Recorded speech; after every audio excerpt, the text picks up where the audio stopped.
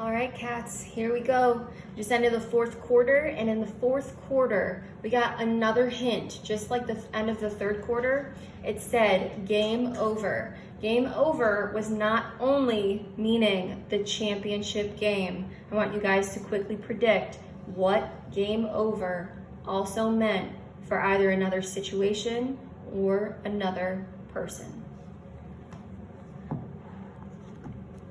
Here we go. Overtime. Article 2 in the Daily News, January 14th. Professional basketball player Charlie Chuck DeMan Bell collapsed in a game of one-on-one with his son Josh. After a complication, Bell died at St. Luke's Hospital from a massive heart attack. According to reports, Bell suffered from hypertension and had 3 fainting spells in the 4 months before his collapse. Autopsy results found that Bell had a large, extensively scarred heart.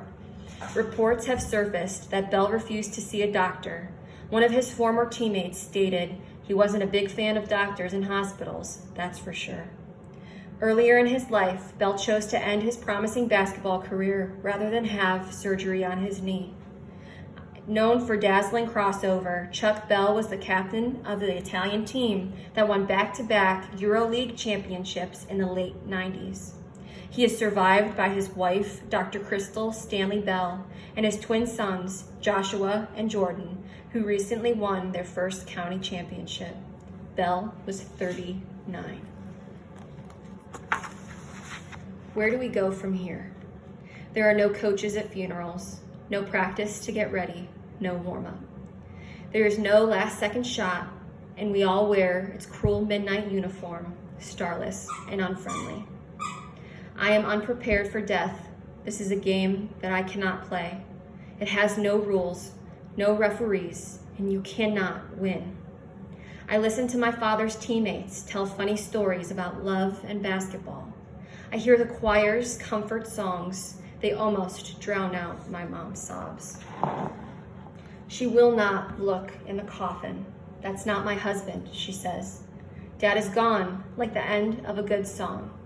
What remains is bone and muscle and cold skin. I grab Mom's left hand.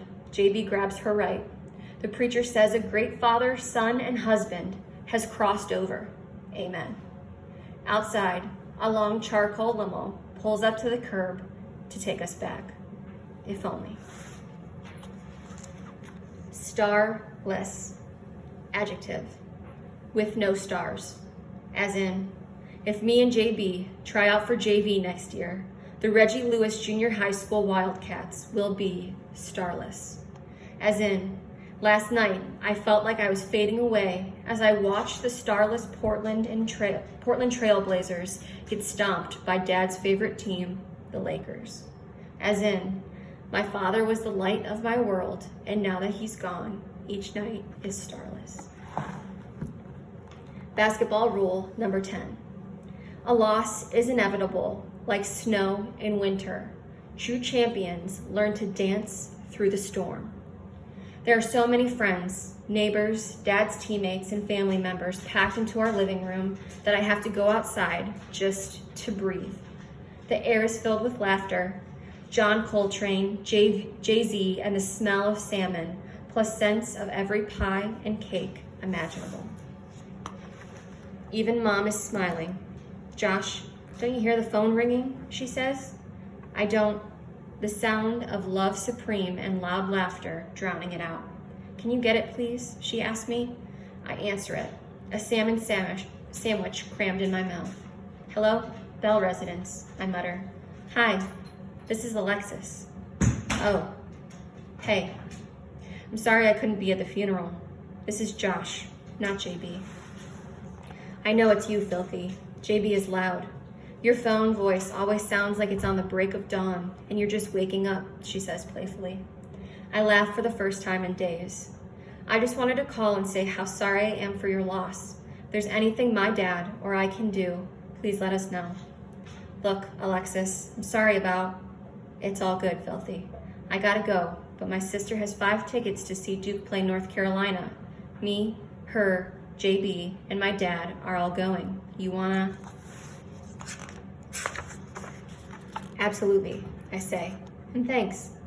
Right before, Coach Hawkins comes my way with outstretched arms and a bear-sized hug, sending the phone crashing to the floor. On my way out the door to get some fresh air, Mom gives me a kiss and a piece of sweet potato pie with 2 scoops of vanilla soy ice cream. Where's your brother? She asks. I haven't seen JB since the funeral, but if I had to guess, I'd say he's going to see Alexis. Because if I had a girlfriend, I'd be off with her right about now. But I don't, so the next big thing we'll have to do. Free throws. It only takes me 4 mouthfuls to finish the dessert. I have to jump to get the ball. It's wedged between the rim and the backboard, evidence of JB trying and failing to dunk. I tap it out and dribble to the free throw line. Dad once made 50 free throws in a row. The most I ever made was 19. I grip the ball, plant my feet on the line, and shoot the first one. It goes in. I look around to see if anyone is watching. Nope, not anyone. The next 5 shots are good. I name them each a year in my life, a year with my father. By 27, I am making them with my eyes closed. The orange orb has wings like there's an angel taking it to the hoop. On the 49th shot, I am only slightly aware that I am moments from 50. The only thing that really matters is that out here in the driveway, shooting free throws, I feel closer to Dad. You feel better? He asks. Dad? I say. I open my eyes, and there is my brother. I thought you were... Yeah, I know, he says. I'm good. You? I ask. He nods. Good game last week, he says. That crossover was wicked. Did you see the trophy? I ask. He nods again, still protecting his words from me. Did you talk to Dad before? He told us to stay out of his closet. Then he told me to give you this. You earned it, Filthy, he says, sliding the ring on my finger. My heart leaps into my throat. Dad's championship ring. Between the bouncing and sobbing, I whisper, why? I guess you demand now, Filthy, JB says, and for the first time in my life, I don't want to be. I bet the dishes you miss number 50, he says, walking away. Where's he going? Hey, I shout. We demand. And he turns around and I toss him the ball. He dribbles back to the top of the key, his eyes on the goal. I watch the ball leave, his hands like a bird, up high, skating the sky, crossing over us.